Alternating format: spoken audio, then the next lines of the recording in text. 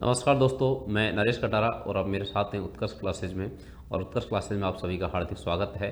हम यहाँ राजस्थान की कला संस्कृति में एक टॉपिक पढ़ने वाले हैं आज, और वो टॉपिक रहेगा राजस्थान के प्रमुख लोक गीत और संगीत। तो लोकगीत और संगीत से संबंधित जो टॉपिक है उसके बारे में इम्पोर्टेंट जो बातें हैं उनको हम जानेंगे। लोकगीत से संबंधित कई बार प्रश्न आता है एग्जाम में, ठीक है।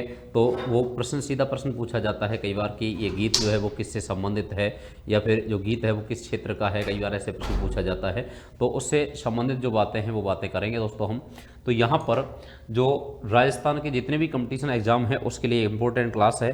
जितने भी राजस्थान में कंपटीशन एग्जाम होते हैं सब में ये टॉपिक आता है राजस्थान के लोकगीत और संगीत से संबंधित।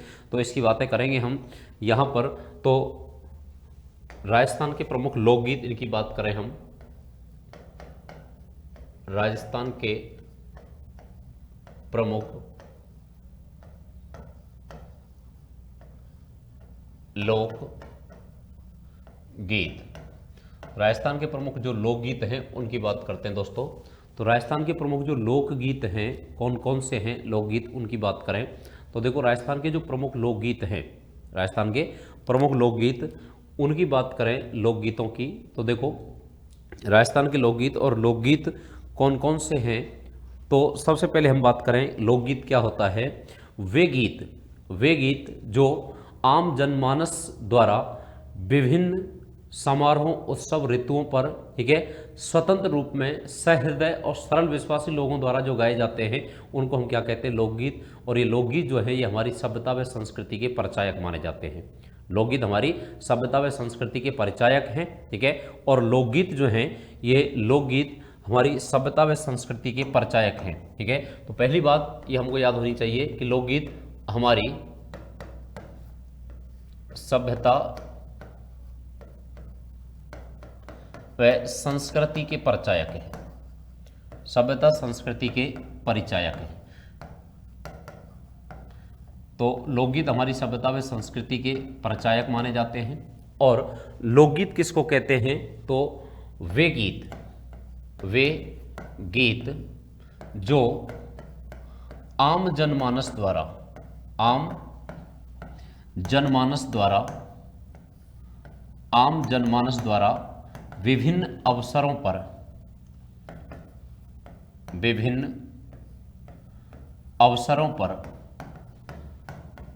विभिन्न अवसरों पर स्वच्छंद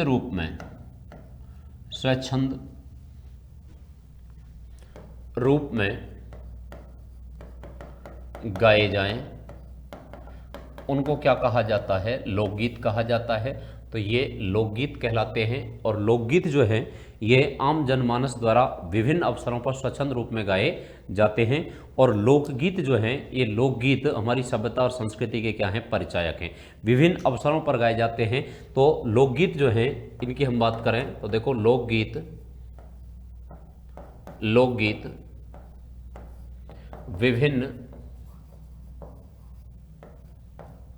अवसरों,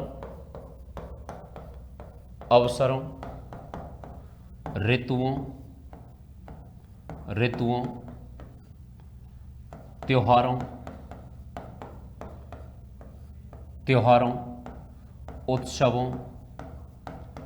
उत्सवों के अवसर पर गाए जाते हैं। दूसरी बात ध्यान से सुनना कि लोकगीत जो है सर्वाधिक लोकगीत कब गाए जाते हैं, तो देखो सर्वाधिक लोकगीत जो हैं वो पाणी ग्रहण संस्कार,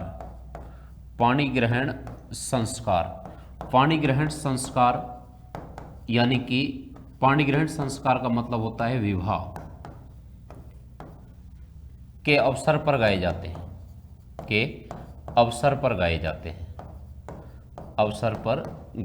हैं, ये बात याद रखनी है। तो सर्वाधिक जो गीत हैं दोस्तों वो कब गाए जाते हैं, पाणी ग्रहण संस्कार यानी विवाह के अवसर पर गाए जाते हैं। और दूसरी बात, राजस्थान में सबसे लंबे गीत किसके हैं, तो राजस्थान में सबसे लंबे जो गीत हैं वो किसके हैं, तो देखो राजस्थान में सबसे लंबे सबसे लंबे गीत, सबसे लंबे जो गीत हैं वो सबसे लंबे गीत हैं दोस्तों, और वो सबसे लंबे गीत किसके हैं? तो जीण माता के हैं। किसके हैं? जीण माता के माने जाते हैं। तो जीण माता के राजस्थान में सबसे लंबे गीत माने जाते हैं, भक्ति गीत हैं जो जोगियों द्वारा गाए जाते हैं। तो राजस्थान में सबसे लंबे जो गीत हैं वो जीण माता के हैं। सर्वाधिक लोकगीत पाणी ग्रहण संस्कार, पाणी ग्रहण जो संस्कार है उसके अवसर पर गाए जाते हैं, और लोकगीत विभिन्न अवसरों, ऋतुओं, त्योहारों, उत्सवों आदि के समय गाए जाते हैं। और वे गीत जो आम जनमानस द्वारा विभिन्न अवसरों पर गाए जाते हैं स्वच्छंद रूप में, उनको हम क्या कहते हैं? लोकगीत। और लोकगीत हमारी सभ्यता संस्कृति के क्या हैं? परिचायक हैं। ठीक है। अब राजस्थान के कुछ गीत हैं, उनकी अगर हम बात करें तो देखो, राजस्थान का जो राज्य गीत है वो कौन सा है? केसरिया वालम। ठीक है, केसरिया वालम गीत है और वो राजस्थान का क्या है? राज्य गीत है। तो यहां पर अगर हम बात करें देखो पहले गीत की, तो केसरिया वालम, केसरिया वालम, केसरिया वालम ये गीत है, केसरिया वालम गीत है। और केसरिया वालम जो गीत है इसकी हम बात करें तो देखो, केसरिया वालम जो गीत है ये राजस्थान का राज्य गीत है। इसके बारे में हम बात करें तो ये राजस्थान का राज्य गीत, राजस्थान का राज्य गीत है, राजस्थान का राज्य गीत है ये। दूसरी बात करें तो ये एक तो राजस्थान का राज्य गीत है केसरिया वालम। ठीक है, ये कैसा गीत है? ये विरह गीत है, विरह गीत है। इसकी शैली कौन सी है? तो ये मांड शैली में गाया जाता है, मांड शैली में गाया जाता है। तो मांड शैली का गीत है ये, मांड शैली में इसका गायन किया जाता है, मांड शैली में गाया जाता है। तो मांड शैली में गाया जाता है, विरह गीत है, राजस्थान का राज्य गीत है। और इसमें यहां परदेश गए, परदेश गए पति की प्रतीक्षा करती हुई, प्रतीक्षा करती हुई नारी, नारी की विरह व्यथा का वर्णन किया गया है। विरह व्यथा जो है उस विरह व्यथा का वर्णन मिलेगा। तो परदेश गए पति की जो नारी है वो प्रतीक्षा कर रही है, उसका पति परदेश गया है, उसकी विरह व्यथा का क्या है? वर्णन है इसमें। ठीक है, तो परदेश गए पति की प्रतीक्षा करती हुई नारी की विरह व्यथा का इसमें वर्णन किया गया है। और ये जो गीत है ये राजस्थान का राज्य गीत है। इसको सर्वप्रथम किसने गाया था? तो सर्वप्रथम जो गाया था इसको, सर्वप्रथम, सर्वप्रथम किसने गाया? तो सर्वप्रथम गाया था इसको, और वो सर्वप्रथम गाया था किसने? तो सर्वप्रथम गाया था इसको मांगी बाई ने। किसने? मांगी बाई। तो सर्वप्रथम इसको मांगी बाई ने गाया था। और इसकी प्रसिद्ध गायिका जो हुई है, जिन्होंने इसको प्रसिद्धि दिलाई है, प्रसिद्ध गायिका मानी जाती है इसकी, और वो प्रसिद्ध गायिका मानी जाती है कौन? तो अल्लाह जिलाबाई। कौन है? अल्लाह जिलाबाई, अल्लाह जिलाबाई। अल्लाह जिलाबाई जो है ये इसकी प्रसिद्ध गायिका है, और इन्होंने इसको प्रसिद्धि दिलाई है अल्लाह जिलाबाई ने। और अल्लाह जिलाबाई को इसके लिए पद्मश्री सम्मान मिला है। ठीक है, गायकी के लिए, मांड गायन शैली के लिए इनको पद्मश्री अवार्ड भी दिया गया है।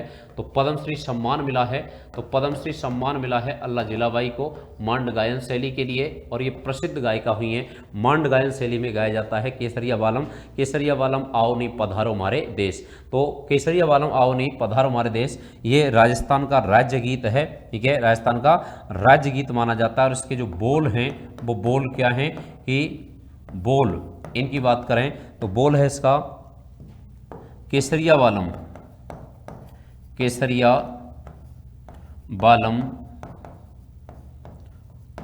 आवोनी पधारो म्हारे देश, पधारो म्हारे देश।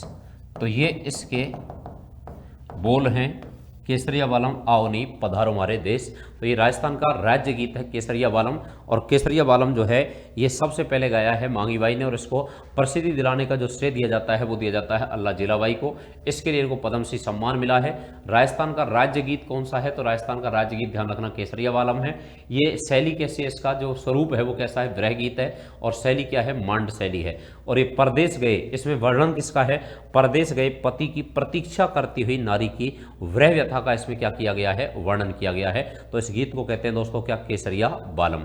तो केसरिया बालम एक प्रसिद्ध गीत है और केसरिया बालम राजस्थान का जो प्रसिद्ध गीत है वो उसको प्रसिद्धि दिलाने का श्रेय जो है वो किसको है, तो वो अल्लाह जिलाबाई को है, जिनका जन्म बीकानेर में हुआ था। बीकानेर की निवासी थी अल्लाह जिलाबाई और उनको इसके लिए पद्मश्री सम्मान भी मिला है।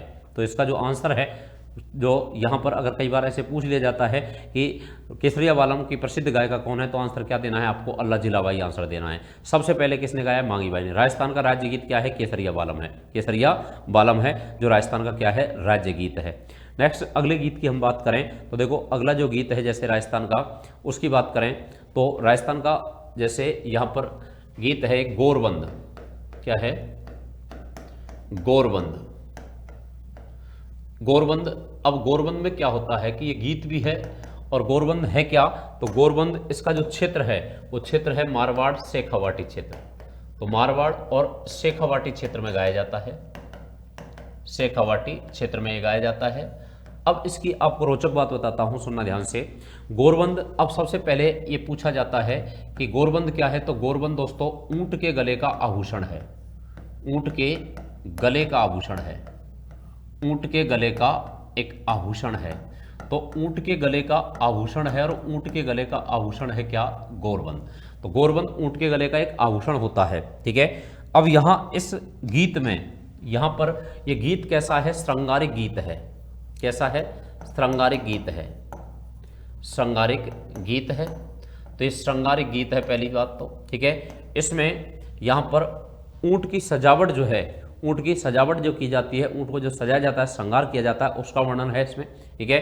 दूसरी बात कि गोरबंद जो है, गोरबंद इसका जो बोल है, बोल क्या है, तो इसके जो बोल हैं, बोल उसकी बात करें तो बोल है म्हारो गोरबंद नखरा लो, म्हारो गोरबंद, गोरबंद नखरा लो। तुम्हारा गोरबंद नखरा लो, ये इसके बोल हैं और ये बोल हैं किसके, गोरबंद गीत के, कि हमारा गोरबंद नखरा लो, ये बोल हैं इसके गीत के। और गोरबंद जो गीत है इसकी और दूसरी बात करें तो देखो ये पहली बार जब गाया गया था तो जोधपुर महाराजा, जोधपुर महाराजा, जोधपुर महाराजा तखत सिंह, तखत सिंह।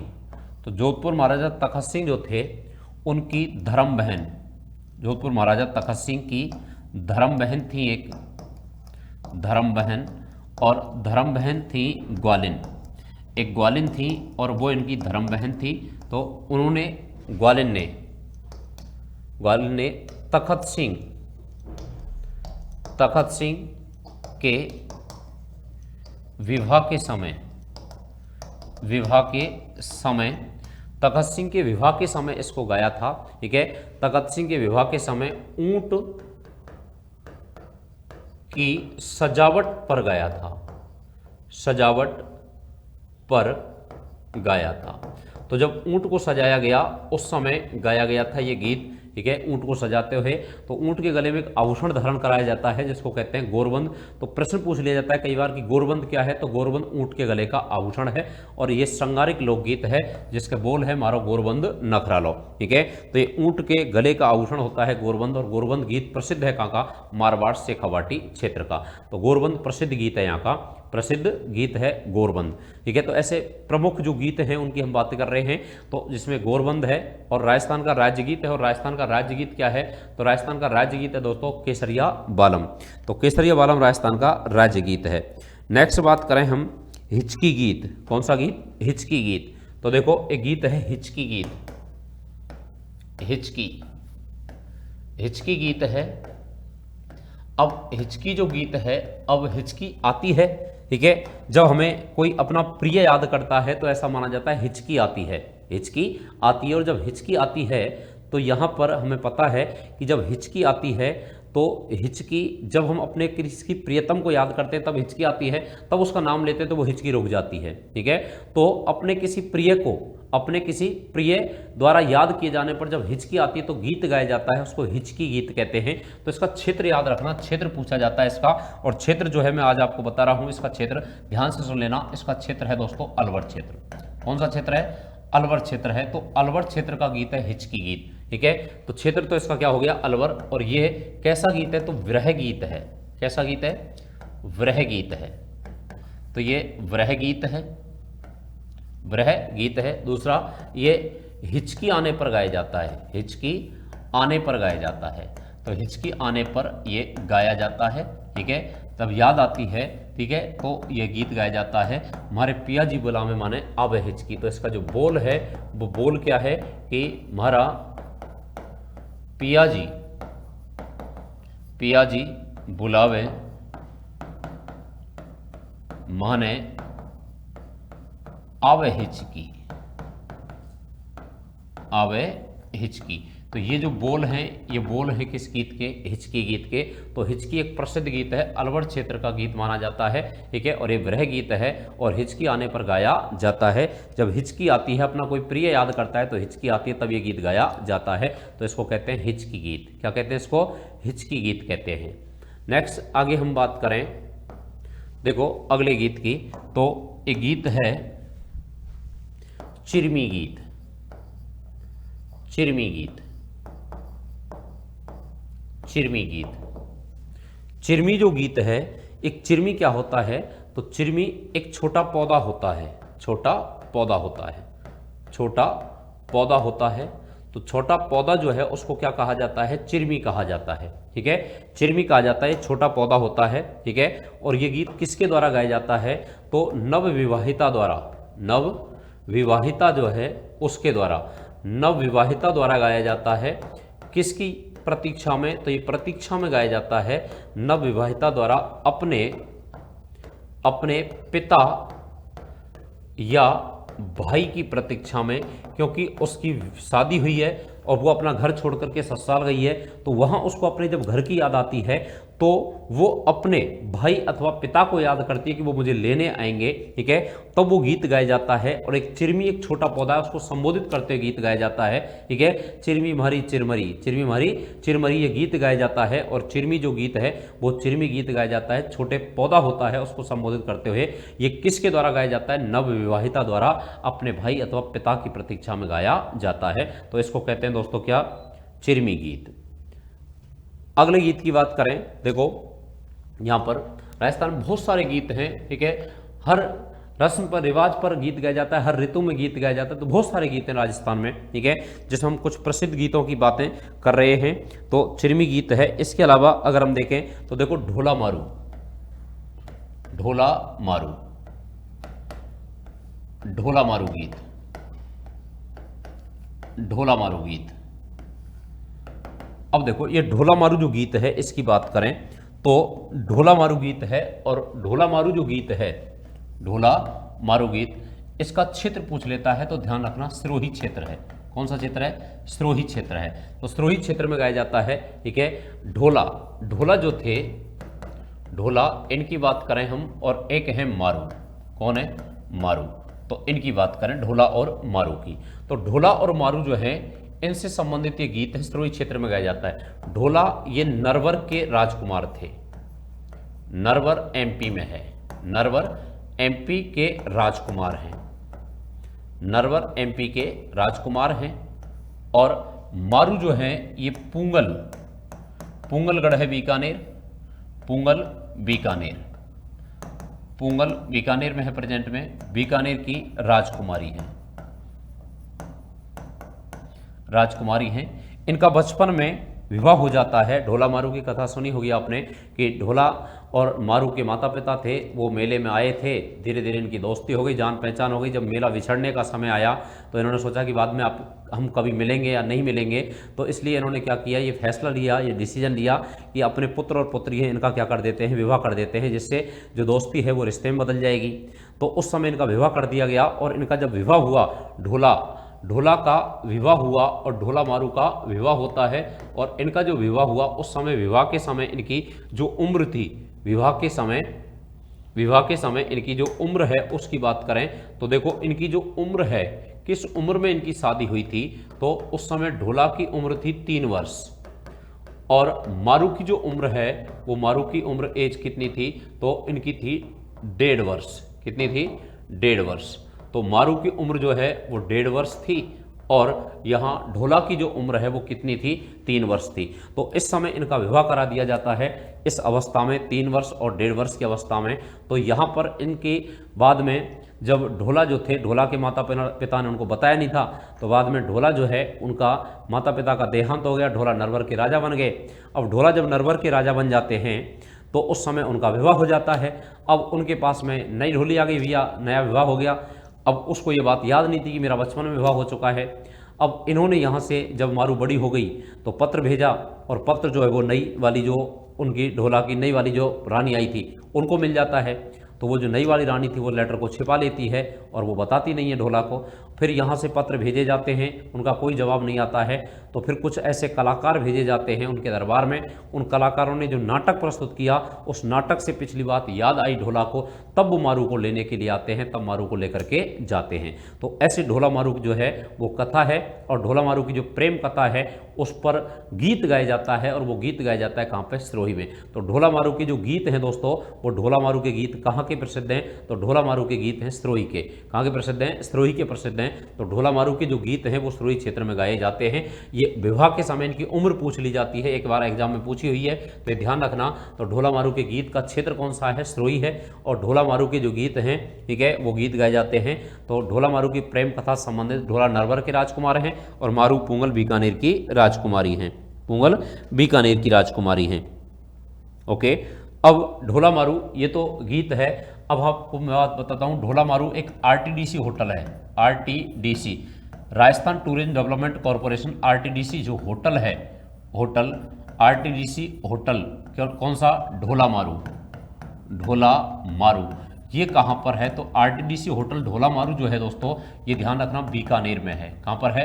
बीकानेर में है। तो ढोला मारू के गीत सिरोही के प्रसिद्ध है और आरटीडीसी का जो होटल है ढोला मारू वो बीकानेर में है, ठीक है। और इसके अलावा ढोला मारू के चित्रों के लिए मारवाड़ शैली प्रसिद्ध है। और ढोला मारू का एक प्रसिद्ध सुंदर चित्र बना था जो निसारदीन ने बनाया था, महाराणा प्रताप का दरबारी चित्रकार था, उसके द्वारा वो चित्र बनाया गया था। और वो किसके दरबार में? महाराणा प्रताप के दरबार में 1592 ईस्वी में चावंड शैली में बना था। चावंड शैली में बना था। तो ढोला मारू आरटीडीसी जो होटल है वो कहाँ पर है? बीकानेर में है, ये बात याद रखनी है। और ढोला मारू के गीतों के लिए कौन सा स्थान प्रसिद्ध है? सिरोही प्रसिद्ध है, ठीक है। ऐसे ये गीत है मूमल गीत। कौन सा गीत है? मूमल गीत। मूमल, मूमल गीत। ये मूमल जो गीत है ये कहाँ का है? तो जैसलमेर का है। कहाँ का है? जैसलमेर का है।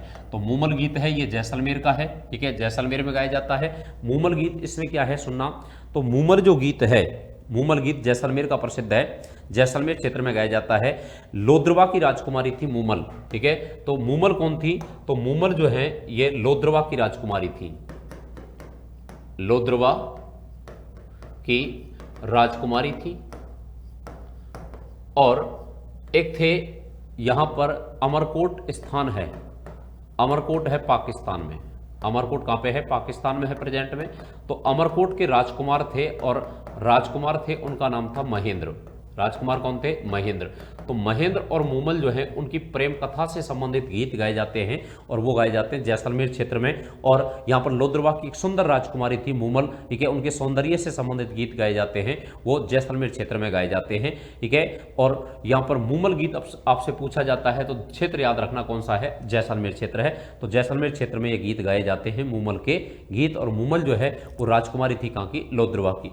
एक गीत है जैसलमेर क्षेत्र का ही झोरावा गीत। कौन सा है? झोरावा गीत। तो झोरावा गीत है, कई बार एग्जाम में पूछा जाता है कि झोरावा गीत किस क्षेत्र का है? तो झोरावा गीत कहाँ का है? जैसलमेर का है। कहाँ का है? जैसलमेर का है। तो ये भी जैसलमेर का है झोरावा गीत। और जैसलमेर में ये गीत गाया जाता है, सुनना ध्यान से, जैसलमेर क्षेत्र में जो झोरावा गीत गाया जाता है ये कैसा गीत है? वृह गीत है। कैसा गीत है? वृह गीत है। तो वृह गीत है, इसमें पत्नी जो है, पत्नी, ठीक है, पत्नी परदेश गए पति, परदेश गए पति की याद में गाती है। पति की याद में गाती है इस गीत को और इसके माध्यम से संदेश भेजती है पति को, तो उसको कहा जाता है परदेश गए पति की याद में जो गीत गाया जाता है उसको क्या कहते हैं, झोरावा गीत है। और झोरावा गीत कहाँ का है, जैसलमेर का है। तो ये जैसलमेर क्षेत्र के दोनों गीत हैं, एक तो मूमल और एक झोरावा। ये ध्यान रखना, दोनों कहाँ के हैं, जैसलमेर क्षेत्र के गीत हैं। जैसलमेर क्षेत्र में गाए जाते हैं, मूमल और झोरावा गीत हैं। ठीक है, इसके अलावा अगर हम बात करें तो एक गीत है मोरिया गीत। कौन सा गीत है, मोरिया गीत। मोरिया गीत, मोरिया गीत है, मोरिया गीत। अब ये मोरिया जो गीत है, ये मोरिया गीत गाया जाता है यहाँ पर। और मोरिया जो गीत है ये कब गाया जाता है, तो ये वर्षा ऋतु में गाया जाता है, वर्षा ऋतु में गाया जाता है। तो वर्षा ऋतु का गीत है भैया ये। वर्षा ऋतु में किसके द्वारा गाया जाता है, ऐसी कन्या जिसके सगाई हो चुकी है लेकिन विवाह में देरी है, विवाह नहीं हुआ है, विवाह में देरी है, सगाई हो चुकी है। वर्षा ऋतु में मोर ज़्यादा बोलते हैं, तो जैसे जैसे मोरिया बोलता है उसको याद आती है तो वो गीत गाया जाता है। तो ये विरह में गाया जाता है। कैसा गीत है, विरह गीत है। ठीक है, और ये सगाई के बाद, विवाह से पहले जो लड़की है उसकी सगाई हो चुकी है तो उसको याद आती है, तो वर्षा ऋतु में ये गीत गाया जाता है। और ऐसे ही एक गीत है, वो है पपैया गीत। पपैया गीत, पपैया गीत है, ये भी कब गाया जाता है, वर्षा ऋतु में गाया जाता है, वर्षा ऋतु में गाया जाता है। और ये भी कैसा गीत माना जाता है, विरह गीत माना जाता है। विरह गीत है ये भी, पपैया गीत, ये भी विरह गीत माना जाता है, वर्षा ऋतु में गाया जाता है। ठीक है, पपैया पक्षी जो है, पपैया पक्षी है, उसको संबोधित करते हुए गीत गाया जाता है। तो पपैया गीत है, मोरिया गीत है, ये कैसे हैं, सब विरह गीत हैं। ठीक है, विरह में गाए जाते हैं। और गीतों की बात करें आगे हम राजस्थान में, तो देखो यहाँ गीत है जिसमें पंछीड़ा, पंछीड़ा गीत है। और पंछीड़ा जो गीत है, ये पंछीड़ा गीत अगर हम इसका क्षेत्र देखें तो ये क्षेत्र है इसका मेवाड़। कौन सा क्षेत्र है, मेवाड़ और हाड़ौती क्षेत्र है विशेषतः, मेवाड़ और हाड़ौती क्षेत्र है, इसमें गाया जाता है। अब पंछीड़ा जो गीत है, ये पंछीड़ा गीत किसके द्वारा गाया जाता है, तो पंछीड़ा गीत इसकी रचना की बात करें तो ये प्रजामंडल आंदोलन के दौरान, राष्ट्रीय आंदोलन के दौरान इसकी रचना की थी। और रचना की थी माणिक्यलाल वर्मा ने। किसने, माणिक्यलाल वर्मा जी ने। माणिक्यलाल वर्मा ने इसकी रचना की थी। और ये किस अवसर पर गाया जाता है, तो ये अवसर पर गाया जाता है शोक के अवसर पर। तो ये शोक गीत है, शोक के अवसर पर गाया जाता है। और ये आलोचना में रचित किया गया था, मेवाड़ सरकार की आलोचना में इसकी रचना की थी पंछीड़ा गीत की। तो पंछीड़ा गीत गाया जाता है। एक है बिछुड़ो गीत। कौन सा, बिछुड़ो गीत, बिछुड़ो गीत। अब बिछुड़ो जो गीत है ये हाड़ौती क्षेत्र का है। किसका है, हाड़ौती क्षेत्र का है। तो ये हाड़ौती क्षेत्र में गाया जाता है। अब बिछुड़ो गीत किसके द्वारा गाया जाता है, बिच्छू के डसने पर, बिच्छू के डसने पर एक महिला गीत गाती है। और वो ये अपने पति से गीत के माध्यम से अनुरोध करती है कि मुझे बिच्छू ने डस लिया है, खा गयो माने बेरी बिछुड़ो, मैं तो मरी होती और आज। ठीक है, तो बिच्छू ने डस लिया है। अब बिच्छू ने डस लिया है तो मैं तो बचूंगी नहीं, मैं मरूंगी, लेकिन मरने के बाद, मेरे मरने के बाद आप क्या करना, दूसरा विवाह कर लेना। तो अपने पति को दूसरा विवाह करने का अनुरोध करते हुए गीत गाती है पत्नी, उसको क्या कहते हैं, बिछुड़ो गीत कहा जाता है। ठीक है, तो उसको बिछुड़ो गीत कहते हैं। एक गीत है जैसे देखो कोयलड़ी, कोयलड़ी। अब ये कोयलड़ी गीत है। और कोयलड़ी जो गीत है ये किसके द्वारा गाया जाता है, तो ये यहाँ दुल्हन की विदाई के समय गाया जाता है। दुल्हन की विदाई जब होती है तो दुल्हन की विदाई पर जो गीत गाया जाता है उसको क्या कहते हैं, कोयलड़ी गीत कहते हैं। एक गीत है ओल्यू गीत, ओल्यू। अब ओल्यू का अर्थ क्या है ये पूछ लिया जाता है कई बार। तो ओल्यू का अर्थ होता है भैया याद। ओल्यू का अर्थ क्या होता है, याद। जब लड़की की शादी हो गई, ठीक है, लड़की की शादी हो गई और लड़की की विदाई हो गई, ठीक है, और वो विदा होकर के कहाँ चली गई, ससुराल चली गई, ससुराल चली गई। तो लड़की की जो माता है, लड़की की माता को अपनी पुत्री की याद आती है, पुत्री की याद आती है। और जब पुत्री की याद आती है तो उसमें वो गीत गाती है। और उस गीत को क्या कहा जाता है, तो उस गीत को कहा जाता है, यहाँ अगर हम बात करें तो उस गीत को कहते हैं भैया क्या, तो उसको ओल्यू गीत कहते हैं। तो वो ओल्यू गीत गाया जाता है, तो ओल्यू गीत कहते हैं उसको, ओल्यू गीत गाया जाता है। ठीक है, इसके अलावा अगर हम और गीतों की बात करें, जैसे कुछ गीत हैं, तो यहाँ पर एक गीत है सुमटिया गीत, सुमटिया गीत, सुमटिया गीत है। ठीक है, एक गीत है हमसीडो, हमसीडो, हमसीडो गीत है, ठीक है। एक पटेल्या, पटेल्या बीछियो लालर माछर, माछर लालर माछर है, ठीक है। थारी ऊंटारी असवारी, थारी ऊंटारी असवारी, असवारी। थारी नावरी असवारी, थारी नावरी असवारी, असवारी। नोखीली, नोखीली, ठीक है। ये सभी जो गीत हैं, ये सभी गीत दोस्तों किसके द्वारा गाए जाते हैं? तो ये मेवाड़ क्षेत्र में, मेवाड़ क्षेत्र में भीलों द्वारा गाए जाते हैं। किसके द्वारा? भीलों के द्वारा गाए जाते हैं। हमसीडो जो गीत है इसमें स्त्री और पुरुष, स्त्री और पुरुष दोनों साथ गाते हैं, दोनों साथ गाते हैं। और कौन से स्त्री पुरुष? भील, भील स्त्री पुरुष साथ गाते हैं, उसको कहते हैं हमसीडो। और सुमटिया भील महिला, भील महिला जो है वो भील महिला, ठीक है। परदेश गए पति की याद में, परदेश गए पति को संदेश भेजते हुए गाती है, संदेश भेजते हुए गीत गाती है। और संदेश भेजते हुए गीत गाती है, उस गीत को क्या कहते हैं?